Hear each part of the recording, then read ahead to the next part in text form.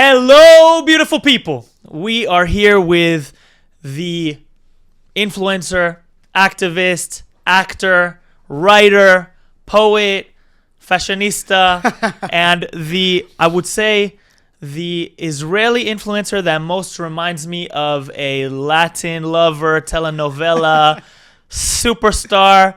Matanel Samin is in the building. How you doing today, brother? I'm good. Thank you for the intro. Damn. I'm going to use that. That's going to be my next pickup line. I'm good. How are you? I'm good, man. I'm good. I'm very happy to have you finally in the studio. And I'm happy to be here. I want to, first of all, if you had to like introduce yourself and say who you are, really, like what makes you who you are and what drives you, how would you introduce? I would say I'm an actor, a writer, and I'm the smartest idiot you'll ever meet. That's how I will introduce myself. Yeah, that's the main things, and a person who really loves other human beings. Like, I love people. They make me feel good. I love seeing them. I love seeing through them, and that's basically my whole life. Like, my day-to-day life is people.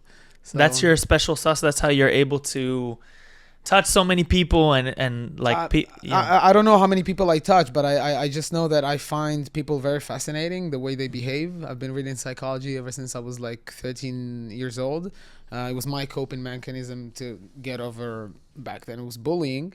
And I just fell in love with it, like watching people, see how they react, see how similar we actually are. More similar than different, and yeah, it's very fascinating to see through people and to see their dreams and their goals and their fears and aspirations, and yeah, so that's why I chose to be an actor, by the way. And how did the acting lead into the the influencer persona, the bombastic personality that we all see? It's a tough question because, acting, I think Chabak said it, that there's a difference between being an actor who keeps it all in and working for the inside, and as an influencer you have to work on the outside. I think the two combined, like when you take I do poetry slam and I do funny videos, and I have this bunch of like crazy ideas in my head all the time. And the way, because I'm an actor, I'm feeling very, very comfortable in front of the camera. So I'm able to express myself in some ways that other people may not be able to, because I've studied it. I know how to do it. I know all the tricks. A lot of times, here's a story that happened like in the past week. There's a rule in acting. Like, my friend was posting this very exposed video, and she was sobbing in the video, and she didn't get the reaction that she wanted because she thought that if she'll cry, that it will touch a lot of people. But what's right about acting, like it's a rule, is that when the actor stops himself from crying and try to hold it together, that's when the audience cry. Yeah. And there's a lot of technique, but there's a lot of like how to bring yourself as you are, not trying to be something or someone. And that's what the audience is doing, and I think on Instagram I'm doing a good job in doing that. I can really say that on Instagram I am who I say I am. I share my most deepest fears, vulnerable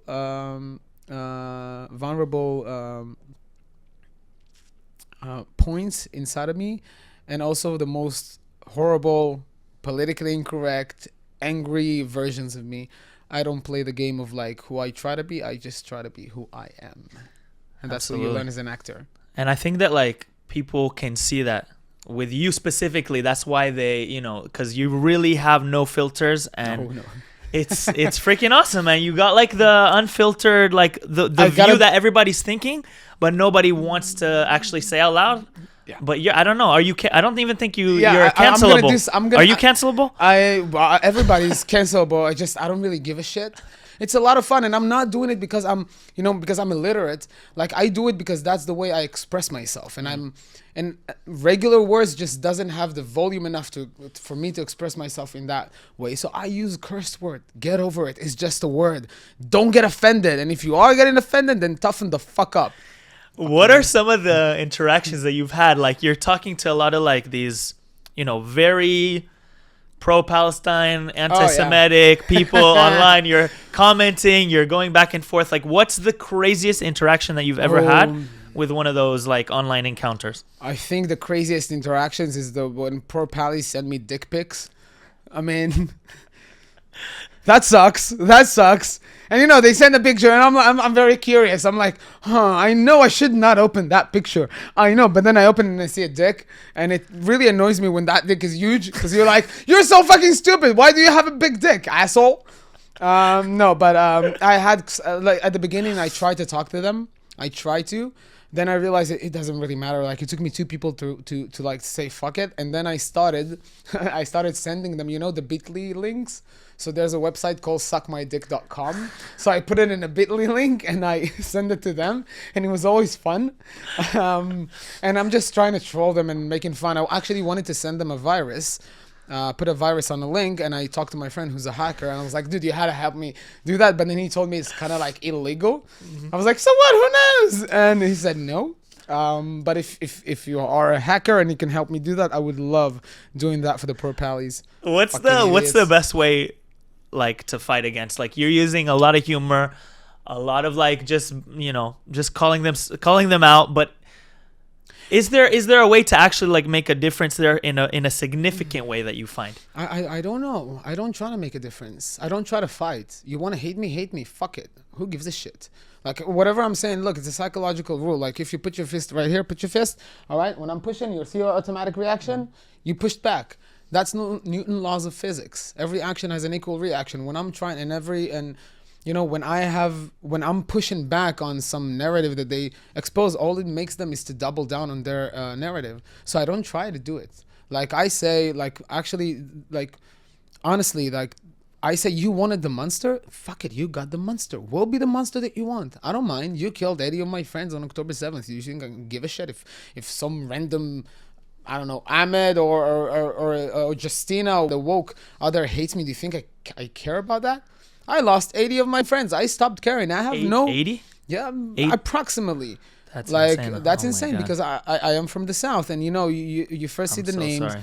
And some people you just knew, and some were like the brothers of your friends that were with you in high school, teachers, friends, family, my cousin, 2 of my cousins. And I just don't believe in fighting or convincing them. Like, all right, you want to learn the hard way, learn the hard way. We see what happens in Europe right now with the Christmas, like that they cancel Christmas. We see what happens in the US in Dearborn. All right, so you want to learn, you want to hate me for what? For defending myself? Hate me. I don't believe. I call it hasbara, because I have a manager who once told me, you either explain yourself or you're right. And I completely believe in the cause and in what we're doing, and I know my country, and I know the soldiers, and I know the IDF, and I know the values of the IDF, and I know how many times they gave up. There's a story. My friend, he was an officer. He was an officer in Golani, and during the protective edge, they were in Gaza, and there was and he was there with with his unit, and they saw them about to launch a rocket towards Sderot, and so he goes like connecting with the Air Force, and like, here's the destination, and the Air Force they see them, they're about to bomb them, but then they see that there's children over there. And so the IF canceled the attack on the rocket. That same rocket landed on my friend's neighbor's house. So right next to his house, the same rocket that he saw, that he told him to intercept, and the IF, and I take pride of that we are actually making the distinction, that we show that kind of mercy. Should we? I don't know. Maybe we shouldn't. Maybe we should be the monsters. Maybe we should be badass motherfuckers and let everybody fear us. Mm-hmm. Maybe we are. Maybe we're not. I'm not claiming I have all the answers. But the path that I chose is the path of not apologizing and not saying sorry. Because you came and you murdered us in the most horrible ways. And the videos that I've seen, no one can take them out of my mind. I won't forget them. And this is the people, the innocent people. Mm-hmm. So, yeah, I don't fight with those who hate me. I laugh at them. I tell them to fuck off. And even if they're again, it doesn't matter if they're Christian, Muslims, Jews even. Fuck it, I don't care about religion. What do you think about this like marriage between the woke culture and the It's always Islamic been like that. culture? How did you justify It's always it? been like that. The radical left has always joined with the Islamists, and then one of them got the power, and then they killed one another. It's always been like that. We have the famous picture of Hitler and the Mufti back in the 1930s or start of the 40s. It's always been like that. If you look at history, you see that nothing's like, it's not different. Like, it's nothing that didn't happen before. You can actually make the correlation to what happened 70 years ago. And there's nice research that says that history repeats itself every 3 generations, which is approximately 70 to 80 years. And that's what we're seeing happening, because this generation right now didn't know suffering, especially those from the US. They didn't know suffering. They've never seen war. They don't know that freedom is not free, that it has a cost. And the way to freedom, the way to peace is through war, sadly. But that's just the way it is. I mean, again, look at our history. So you want to side with Bin Laden, like the fucking, like those fucking idiots made him trending on TikTok. Like, for fuck's sake, how stupid can you fucking be? And once you see that, then who are you trying to convince? A guy who believes that Hitler made the right choice? But there's so much misinformation. How can you just like... You can't fight it. You can't find this evil machine. Like, there was a study on Facebook back in 2015 that says that bad news and negative posts travel 6 times faster than good news. So how can you fight that? Now take the algorithm, that the algorithm shows you just what you want to see. It shows you just your side, so you're losing the ability to be a critical thinker, because you don't get, like, all the information you get is like one side. If you're a left, you can get the left. If you're right, you get the right. If you're pro-Pali, if you're a Zionist, whatever, you only see your side. Are we also in the bubble? We're in the bubble too, then, I guess, right? In some way, yes, we are in the bubble.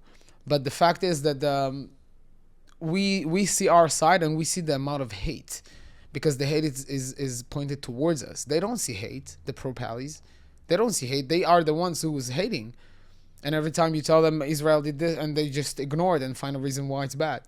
But we feel the hate because, like, happened in Bondi Beach, like happened in the UK.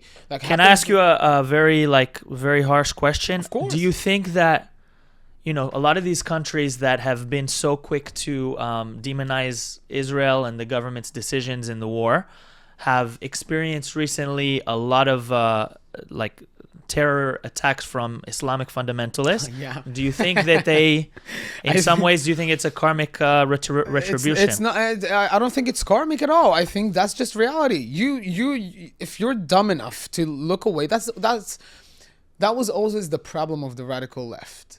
And I'm saying the radical left, and even more to the center left. They always refuse to look the evil look evil in the eyes. The evil is there. The devil is there. He's telling them, I'm coming for them. And it happened to us. Hamas was there. I mean, he wasn't hiding his plans. He didn't all of a sudden says, no, he was there. He was preparing. He was saying all the things that he was going to do. We ignored. And when you ignore, Jordan Peterson says, like, we all have, I think it was him, like, he quoted someone else, but he says, we all have a dragon in the back of our minds. And from time to time, that dragon is going to give you like a little, slap in the face. And you as a person, you have 2 options. You either face the dragon in your terms, or you face the dragon on his terms. What happened to us on October 7th? We faced the dragon in his terms. If we were to actually look and realizing, because it's easier not to look. It happens in relationships as well. We put it under the rug. We choose not to look because dealing with it is hard. And that's what happens in Europe right now. People ignored it till they can't. And maybe there's also, I don't know, maybe there's the conspiracy outright that they're getting paid or whatever by Qatar. I don't know. I'm not gonna be the one who knows if that's correct, but they're ignoring the problem because it's easier, and that's just the consequences of you ignoring. So if you're dumb enough to ignore the problem, then fuck off. It's your problem. There's no karmatic thing about it. It's not like divine. It's not like they're not, like, there's videos of them saying that's what they're exactly gonna do. What do you think is happening now, though? Like in terms of like the future, they're gonna continue experiencing these things. Yeah, they're gonna right? continue experiencing these things. But I think now you can feel the winds of change. It is changing because people have had enough. It's hard to reach, but it hasn't. It's not. if you look at history, if you look at personal experiences, it takes. I have a friend 3 days before October 7th, this country was very divided. And she asked me, like, how do you think this is going to end? And I told her something big needs to happen, as big, because again, Newton laws of motion. Every action has an equal reaction. And something as big needs to happen. And we got October 7th. Our division was this big. We got something this big. And that's what needs to happen. Again, that what needs to happen in foreign land, like in America or Australia or whatever it is in Europe. Like, because it can be something that is like minor that will just make you for like 3-4 days trying to fix the problem and then you forgot about it. It has to be something that will leave a mark, just as big of the mark that has left. If you look at the status of the UK, like the UK, the grooming gangs and everything that happens there, the crime rates is like hype, the rapes, like it's fucking insane. They need something big. Now the UK's problem is it's the second generation already. Mm-hmm. It's not the first generation that you can say like it's people who were born in the UK. So how do you handle that? And I can tell you from talking to people from the UK, people are starting to gather guns. Like if you look at the conversations at the pubs, they're talking about a civil war. Like that's where the people mindset is right now, because they don't know how is the government though so disconnected from the people and they still allow so much more immigration and stuff like that? I don't know. You either believe the conspiracies that says they're on the payroll of Qatar, or but there's some evil forces. They're getting jailed for posting. I know. The country who invented freedom of speech, elegance, like style, like being what's the word in English? Class.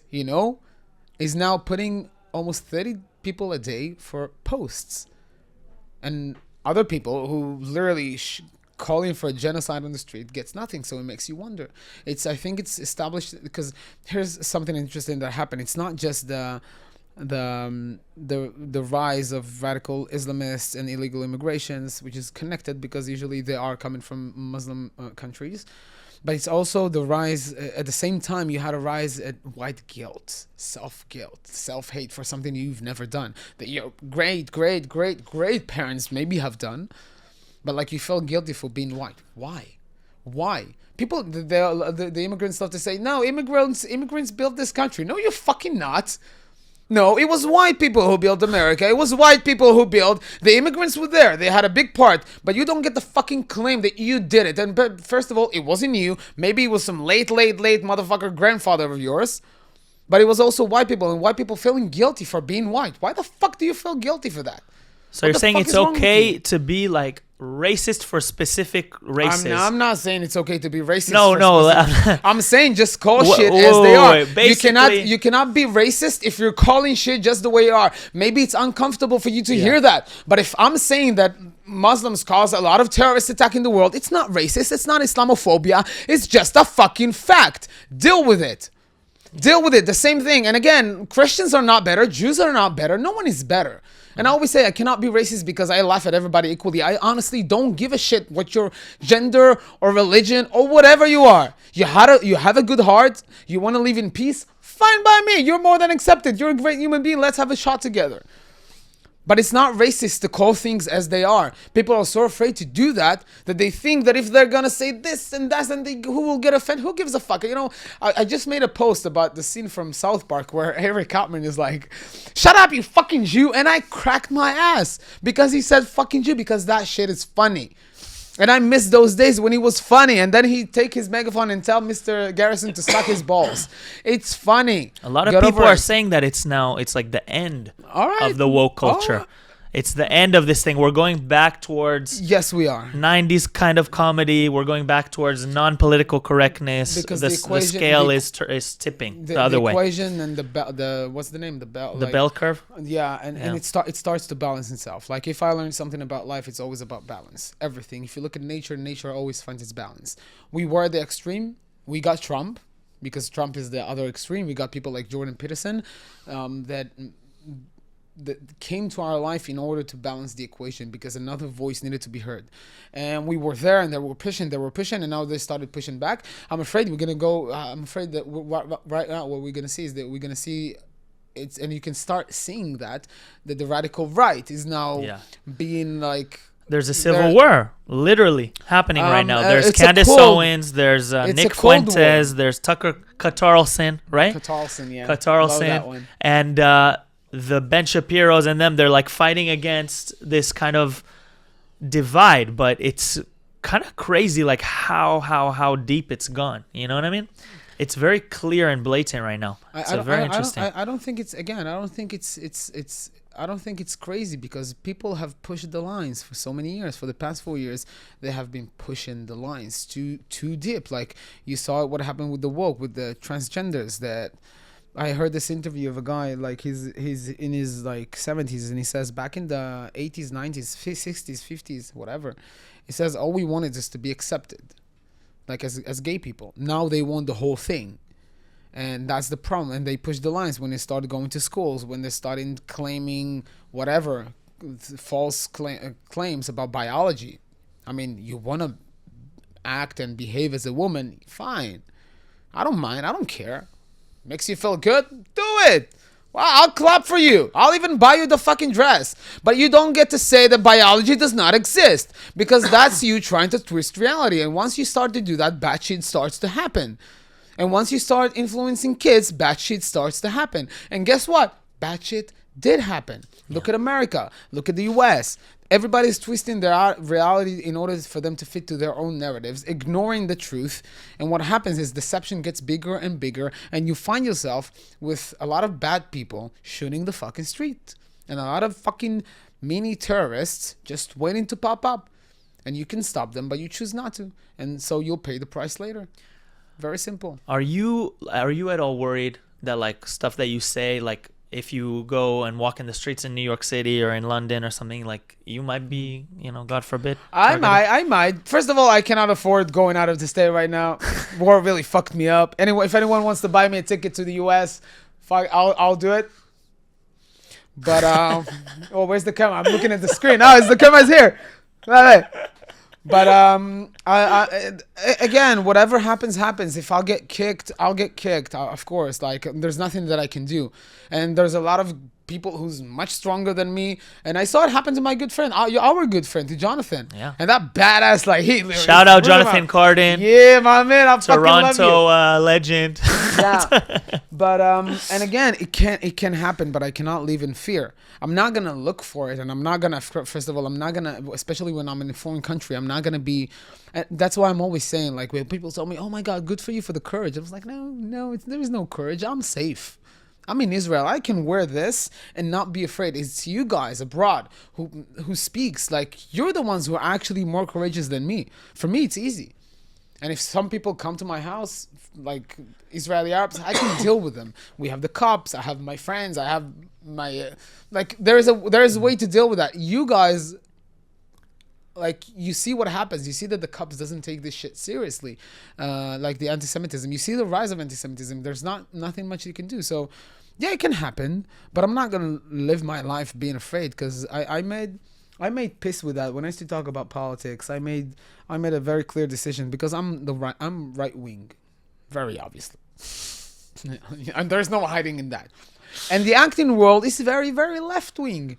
And I used to do, before October 7th, I used to do a lot about politics, and I got disqualified from auditions for that. Wow. And I made the decision that I'm not gonna silence myself for anything because this is more valuable for me. Like I'd rather be able to speak freely and to say whatever the fuck I want than to be liked or being chosen for an audition. If you don't want me at your audition, then fuck off. I don't need you. Let me put this opportunity to you, and I want you to describe your dream role, dream director, American sitcom. Dream everything. American sitcom. I don't care who's the director. I don't care who's the cast. I don't care anything. My dream has always been and will be American sitcom. Like a la Friends, a la Seinfeld, a la what's the How I Met Your Mother, The Big Bang Theory, The Class, whatever you can think, 70s show. Like, this is the kind of things that I've always, I mean, if you see the Brooklyn Nine-Nine, which is fucking, like, I love it. All of these shows I've watched like at least 3 times already because I go to sleep with them. Like, that's always been the greatest thing for me that's my biggest dream. That's ever since I was 6. Like, I used to watch TV and I was like, I want that. And the director, I don't know any directors. I just want to get accepted. I just want to be on the cast, and I want to have those group of people that I'm working with on day to day and making fun and creating this something that is bigger than myself. And that's always been my dream. We're manifesting it right now. If Yeah, you also brother. dream of acting, by the way, big time to shout out AmericanActingCenter.com. Yeah. Look us up. Amazing, amazing acting classes from the best teachers in the country.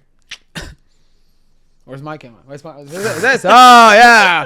As an actor, I really don't know how to choose my cameras. Oh my god. Oh. I hit the.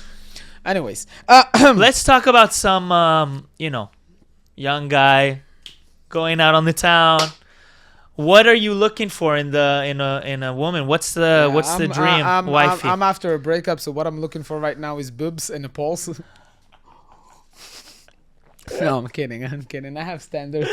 I have a theory.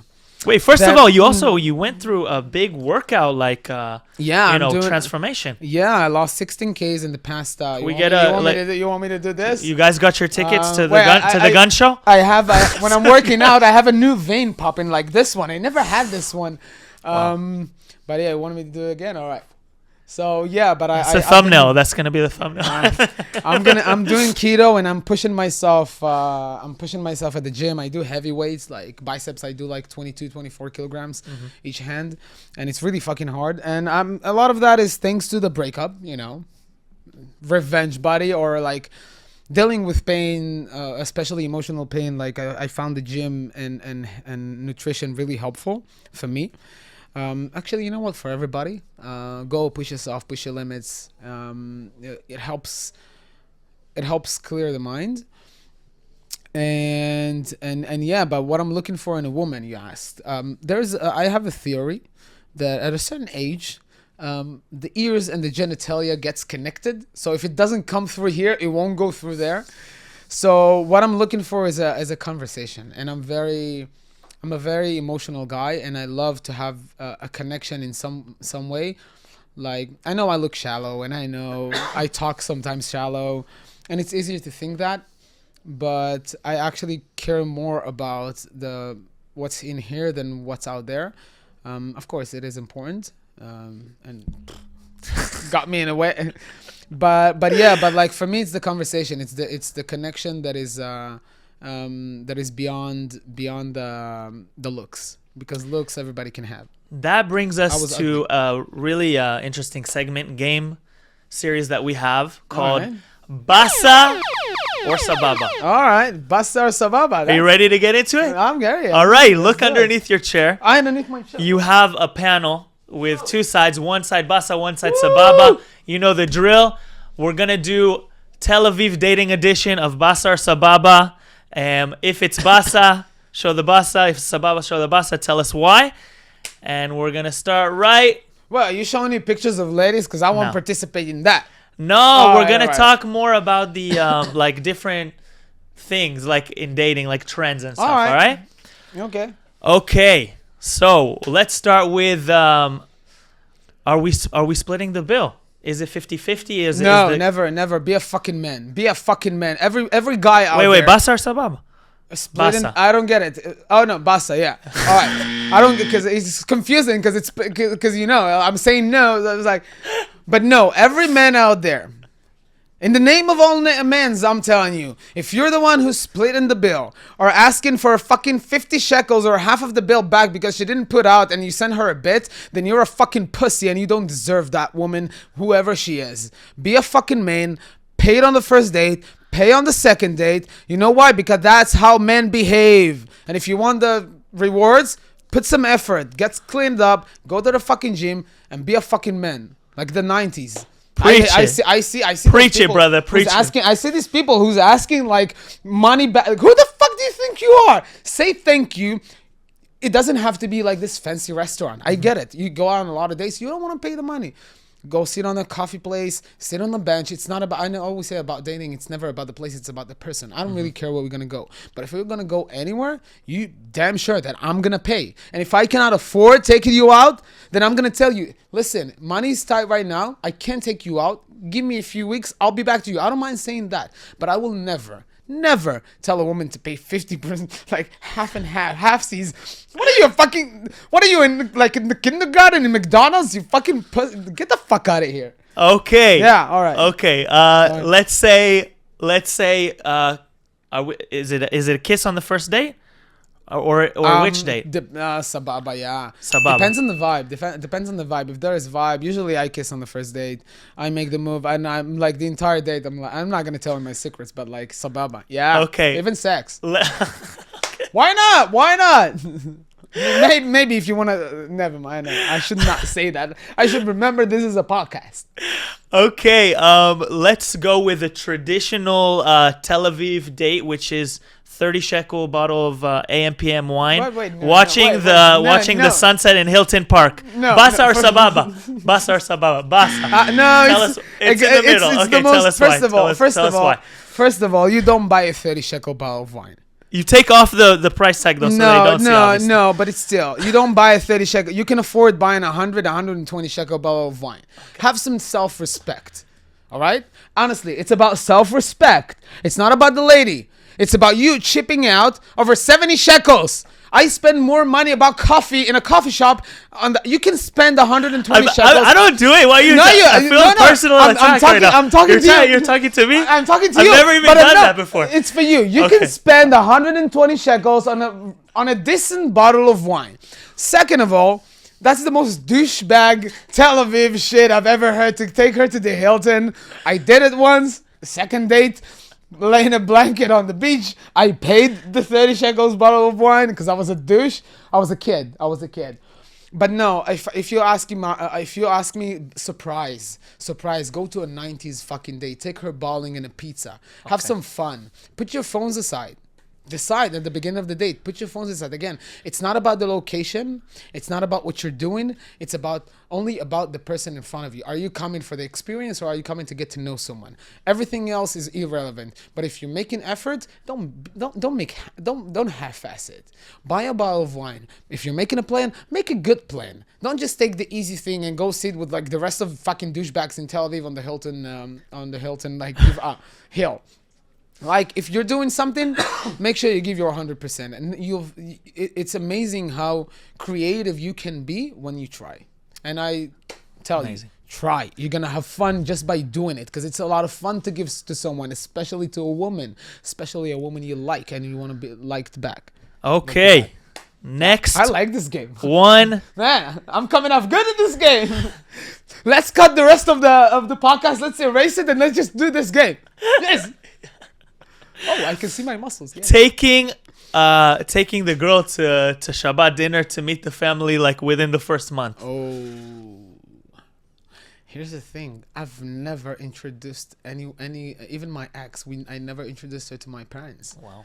I've never done that. I've always found it. I think that's a deeper conversation. That is a deeper conversation, and man, the holes you find in there. I'm not sure I want to. But again, you know why I don't like this game? You just said you love this game. What are you talking about? No, I love this game. I love this game, but I don't like that there's options, because there is no rules. Like, that's the thing. There is no rules. It's about when you're with a woman or you're starting to date with a woman. Sometimes it's like, I just had this conversation with a friend. She went through a breakup after 2 months, and she's heartbroken. Like, and everybody tells her why. Like, it's 2 months.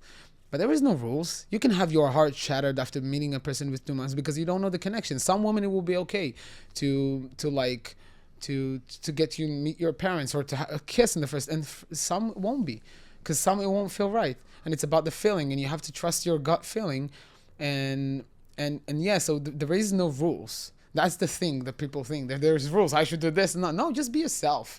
Whatever happens, happens. If it works, it works. The greatest love of my life,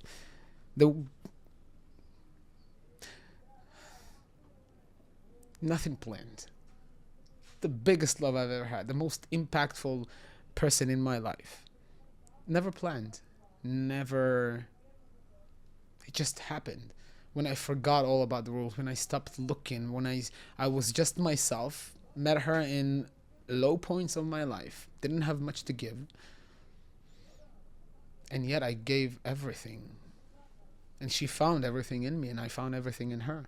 And so and a lot of girls that I followed the rules didn't make the cut of like the first month. So that's why I like this game, because it's a lot of fun. The questions are really fucking good, but I don't like that I can get my opinion, but there is no rules. Whatever feels good for you. Okay, what about let's say we're like, I wanna meet the Israeli kind of dude that's picking up American girls on the beach. It's a little improv section that we have. Let's should I You're the girl. No, bring her. Get introduce into you? the camera. No, if you're gonna put her in your seat. Let's see what rolls out of that. She's just shaking her head. Nah, she's shaking her head. Shaking No, her head. Good call, by the way. Good call. You want me to like pretend like to be? Yeah, like you're auditioning for a sitcom right now. Right. You're typecast as the Israeli kind of like a cheesy guy from the 80s that got left over that lives in 2025. Ah, beautiful. Yes. Where are you from? Oh my God, where are you from? Massachusetts. Massachusetts. Oh my God, I've been there once. I tell you, the weather there is great. It's great. Tell me, do you want to maybe like get some coffee or like, a burger later? Yeah, I'm vegetarian, You vegetarian? Yeah. Oh, that's good. So burger fits for you for amazing. I I don't eat any meat. I don't eat meat, I'm telling you. Oh, you don't eat meat? Okay, so drink. No, I'm not thirsty. You're not thirsty? No. Oh my God. So you want me to put some lotion on you? I put some sunscreen. Sun here in Massachusetts, it's not as good as Massachusetts. But sun here is strong. So it's like FPS high. Oh yeah. I tell you. Listen, I don't know. Like I'm not. I don't think I can. I'm sorry. I'm not interested. All right. No. Because here's the thing that happened in my mind. Wouldn't give up that easily. No. Here's the thing that happened in my mind. I was like, let's be me for a second. Let's see what I would answer. Like I was thinking about that. I was like, hey, how you doing? Nice to meet you, Matan. Good. Hi. Wow. I really like you. You're absolutely gorgeous. Where are you from? I'm like honestly right now. I don't roll that like that. All right. But you're making me question a little bit. All right. Look, it's Speaking of some art, though, Ooh. I was gifted a very beautiful book here of poetry, of art. It's called What If? And Matanel Samin, tell us about this book. This book. Which I still haven't had signed yet. I need a I'm gonna signature. sign it. This book is a collection of poems. Starting with What If. First wrote it like last September, not this September, but before in 2024. A day after me and my ex broke up, and I wrote What If It Would Work Out. I can't remember the title. I'm getting confused right now. But what if it will work out better than you think? And throughout time, like I started writing a lot of what ifs, and for situations that happened to me right now or like happened to me in the past, and it was like a mechanism for me to gain myself a different perspective in life tough situation, because life is tough, it's hard, it's not easy, and regardless wars and financial like whatever. Just living, like trying to make something out of this world, it's hard, and a lot of times we can't see it, and so this kind of writing allowed me to gain different perspectives about a situation that I was in while I'm still in it. And on 25th of July, last July, I met this friend of mine, good friend of mine now, and she gave me an idea to write something, and I was like, she had an event at my bar, and like. We were drinking. I was drunk. I went back home. I was about to start writing. I opened the computer and I'm looking and I'm saying, "Oh shit, I have like a lot." And then the idea came, was like, "Let's put it all together." So did that. Try to I told you before, my writing skills, like I make a lot of mistakes and I don't understand the in or on or were or words. Like I'm still making. I am an Israeli and I'm not American born, but. So like I try to use Grammarly and like ChatGPT to like fix my English. I realized that's not enough. Content, this woman, like she's an editor, professional one. For a month we were like back and forth, And then I got the book out and I added like personal stories, and it's divided to 4 segments: love, inspiration, health, and success. And yeah, and some things in there like just expose me and the reactions I get like from the 100 people who bought the book. Beautiful. I'm looking forwut to reading. Where can, if people want to find it, you can find it on Amazon. Just write "What If" Matanel Samin. You'll probably see the link on my Instagram. But the people who wrote it like gave me like good reactions, and to this morning I actually got an amazing reaction from a friend of mine. And knowing that you help one person with your writing, with your art, that's more than enough. That someone was touched by your words or your actions, and that's why I'm not afraid to be vulnerable. Like even on Instagram, you can find some things in there that I'm very, very vulnerable and talking about the most embarrassing things. But I've been down, and I'm not afraid to show that part. Like I've been on the lowest lows, and there were times that I was just looking for someone to reach out, to ask me if everything's okay, and I never had that. So I took it upon myself to be that person. Like that's why I'm so interested in seeing people, and that's the book. The book was my journey through love, loss, hurts, getting back up, and if you can do that for someone else in some way, then amazing. I'm like couldn't be more happy, and it doesn't matter if I sold 1 million copies, 100, or just one. For me, that's more than enough. I wanna. Oh my god! Oh my god! Boy, come on! Chaim Shani, so good to see you. Hi. You're like polite, get it in. Come on, come in. No, say fuck it. Take the chair. Let's have a sit. Let's have a talk. It's a lot of fun. I want to wrap us up with the best piece of advice that you've ever received. And why? There's one that I try to live my life. There's two, and I'm gonna tell you the two. The Romans. There's a song by in the 1930s, but there's also a saying of the Romans: "Enjoy yourself. It's later than you think." I try to live my life in that manner of like enjoying myself. We may not have the time, but the best piece of advice I've ever gotten was from a person very, very dear to me. It was when you're in a crossroad, choose the path that excites you the most.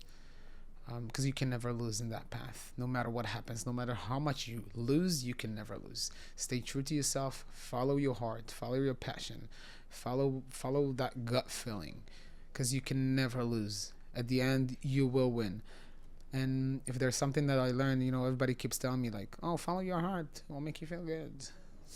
All that, and they are right, but that's not the reason I choose to follow my heart. The reason I choose to follow my heart is because when you don't, everything else falls apart, because there's a part missing in you. And so I try to do that, and I try to live my life the most truthful life that I can to myself, not to anyone else. If I can go to sleep with myself, like, everybody has this moment at night when you put your head on the pillow, and it's just you. And even if you have someone next to you, your spouse, your friend, some girl you just had a first date with and you hooked up, when you put your hand on the pillow, it's just you and your thoughts. And that moment before you fall asleep, that's the most raw and truth and exposed moments, because that's where everything you ignore the entire day or maybe your entire life sneaks in. And as long as in that moment I can live with myself, then everything else doesn't really matter. I know that I did my best, and if I lost, I lost. If I win, thank you. And if not, fuck it. If I wrote a post today. Oh my god, I really want to read it. Can I read it? Go for it. I wrote a post literally, not today, but last night. I was supposed to film it this morning, but I had a meeting and I couldn't do it. It's really short, but it goes like this. Where is it? Shit. All right, it's called "If I'll Die Tomorrow." If I'll die tomorrow, know this: I lived. I fucking lived. I didn't play it safe just to look clean. I didn't waste my breath judging people, and I didn't waste my time criticizing people for trying. But most importantly, I showed up. Showed up messy, showed up scared. I showed up anyway. I took myself to the edges of cities, nights, of conversations you're not supposed to have out loud. I chose efforts over excuses, truth over applause, and growth over being liked. And I loved. Oh, how much I loved. And I got hurt. Yeah, more than once. But I loved. I really loved. And not the careful kind. Not the let me protect myself kind. I loved knowing it could break me. I loved knowing I'd feel it after. I loved with my chest open, with no helmet and no exit plan. And that cost me. But it also made me feel alive. And here's the thing. The shit I'm telling you right now, that's on the surface.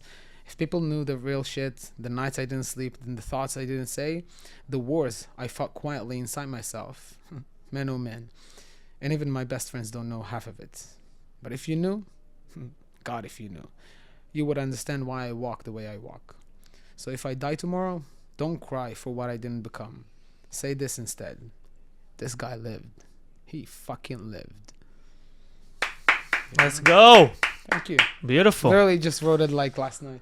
I love it. I'm gonna find more of that in the book, right? Not this one specifically, but more you're gonna find a lot vibes of, like yeah, that, right? More More vibes like poetry. that, and yeah, Amazing. you're gonna find it. It's kind of book that you can just open randomly and just read it, and maybe it'll hit a point, and maybe not.